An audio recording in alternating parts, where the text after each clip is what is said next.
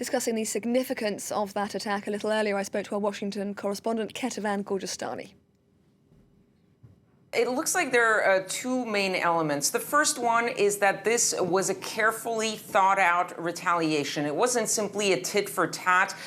Joe Biden and his administration waited nearly 2 weeks to retaliate. And according to several media reports here in the U.S., there were several military options on the table put to Joe Biden. And he really thought this out, consulted with coalition partners, with Iraqi partners, and went for the smallest of these military options in order not to escalate the situation in the region. And the location of the strike is also very interesting, deciding to strike on the Syrian side of the border as to avoid possible blowbacks towards the Iraqi government if they were to have struck on Iraqi soil. So it was a way also to spare their Iraqi partners from any blowback. The other main element that we can take out of these strikes is that Joe Biden and the United States are sending a message to Iran, because they are saying that Iran is backing those militias, that they struck those militias.